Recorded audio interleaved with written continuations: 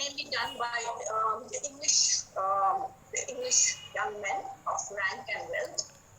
So they were sent to the continent. By continent, we of course mean the European continent, where they were sent for cultivating knowledge of continental art and literature. So this was after the Renaissance, right? The Renaissance in Italy and Renaissance in Europe had happened, and it was imperative for young men of certain rank and position to go and polish their manners, they polish their knowledge. So they were sent to the continent regularly. So this entire genre of going for a travel for an educative function was called Ars Academica, which became very popular mainly because of the grand tours. So these grand tours became indispensable, especially for men, because it reinforced direct and personal contact among the elite sections. It was a way of maintaining societal contacts. Okay. Also, the last point that I mentioned here, fashioning the masculinity of the English, was very important.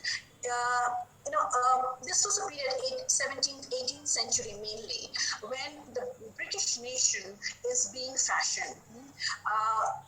Vis-a-vis France, vis-a-vis Spain, or any other countries in the continent. So it was portrayed or represented, the English being portrayed as a masculine race. So of course they had to be compared to what? The French being feminine or effeminate, if we might call that. So the entire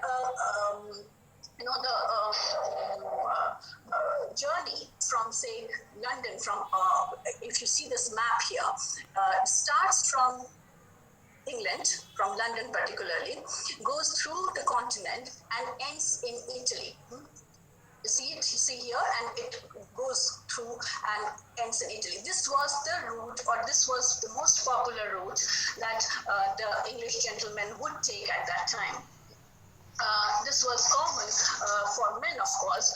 There were very few women who were doing it. But as my book, British Women Travelers, which I just showed you, indicated, there were plenty of women who were going for grand tours, which none of them speak about. People don't speak about it. It's assumed that it was only men who did it, but it was women who traveled across. There were plenty of women who came to Italy for higher education. Many went to Crimea, Ukraine, all these places, to Palestine even. Okay, of course, a lot of them came to Italy.